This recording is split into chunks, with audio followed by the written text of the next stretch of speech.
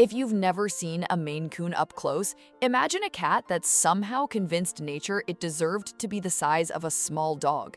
About 18 pounds of silky fur, tufted ears, and an expression that says she's quietly judging every decision you've ever made. When Claire first brought Luna home, her father took one long look at her and said, "That's not a cat, that's a roommate with fur." He was more right than he knew. Claire lives with her father, just the two of them, in a house that has always been a little too quiet. Neither of them are big talkers. They're good at being in the same room without saying much. Luna fits right in. Luna came into their lives 5 years ago when she was just a kitten, all paws and attitude, and a look in her eyes that said she had already decided how things were going to go.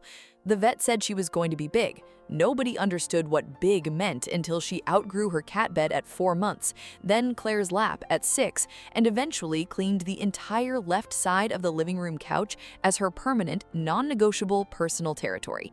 Claire's father tried moving her once. Luna looked at him. He sat somewhere else. He hasn't tried again since. When Luna was 8 months old, she was spayed, standard procedure. She had to wear the cone for 10 days afterward. And that's where the story takes a turn. Claire never threw the cone out. It wasn't a decision, really. It just ended up on the floor near the coffee table, and she kept meaning to toss it and never did. Luna recovered perfectly. Life moved on. The cone stayed. Then, one afternoon, about 3 weeks after the surgery, Claire and her father were in the kitchen making dinner. A soft shuffling sound came from the hallway. They both turned around. Luna, walking toward them, wearing the cone. She hadn't been sick, she hadn't been hurt, she had simply found it, put her head through it, and walked directly into the kitchen with the same calm, deliberate energy she brings to everything she does. She sat down in the middle of the floor and stared. Not a meow, not a sound, just the stare. The full Maine Coon, "I have arrived and I require your attention immediately" stare. The kind of stare that makes you feel like you've been summoned. Claire looked at her father. Her father looked at Luna. There was a long pause. Then her father, a man who in 5 years had never once been seen baby-talking a cat, crouched down, reached under the edge of the cone, and scratched Luna behind the ear. Luna started purring so loudly it echoed off the kitchen tiles.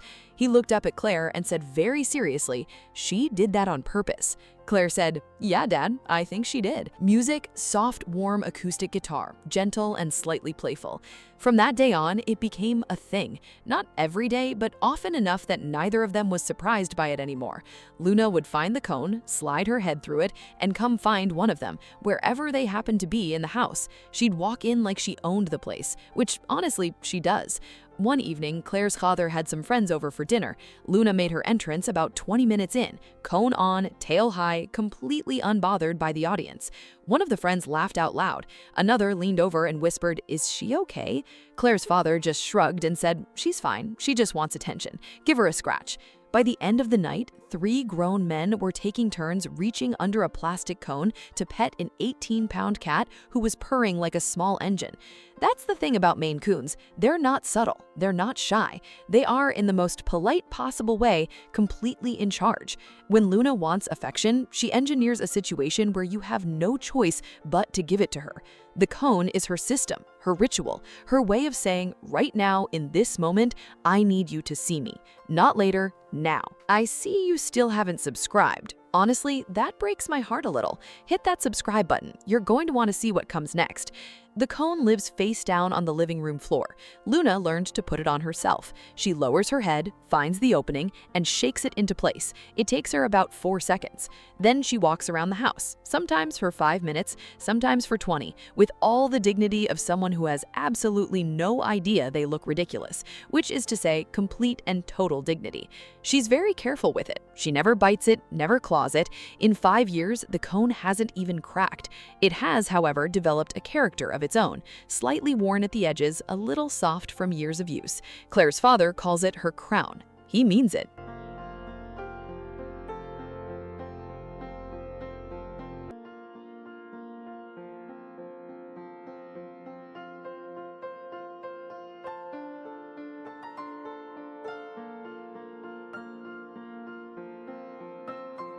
Now here's where it gets interesting. About a year ago, Claire thought she was doing something kind.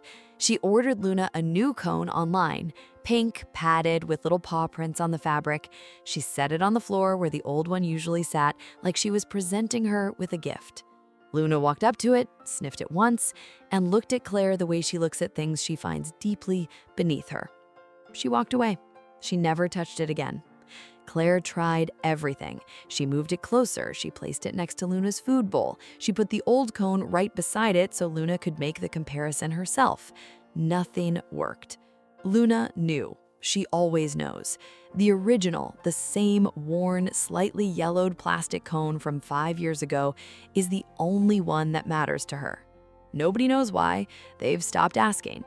Claire's father summed it up best. He looked at the untouched pink cone sitting in the corner and said quietly, "You can't upgrade something that's already perfect to her." Some stories don't need a dramatic explanation. Sometimes love has its own logic, its own rules, its own rituals, and the kindest thing you can do is simply respect them. Luna is 5 years old now. She's healthy, she's enormous, and she is, without question, the most self-possessed living creature in that house. She decides when she wants affection. She decides how long she stays in a lap. She decides when the cone comes on and when it comes off. The house is still quiet most of the time, but it's a different kind of quiet now. It's the kind that has a Maine Coon somewhere in it, waiting, watching, deciding when it's time to put on the cone and walk into the room and remind everyone that they haven't been paying enough attention. And honestly, she's usually right. Claire would never take the cone away from her. It's Luna's. It gives her something, comfort, confidence, a sense of ritual that nobody can fully explain and nobody needs to. You can see it in the way she carries herself when she has it on, a little taller, a little softer, like she knows exactly what she's doing. Some animals show you who they are slowly, over years. Luna showed this family in a single afternoon. She put on a plastic cone, walked into the kitchen, and stared at them until they understood. They've been paying attention ever since. If you have a pet with a strange little habit that somehow became the most normal thing in the world, drop it in the comments. Does your pet have a ritual nobody else would understand? Tell me below.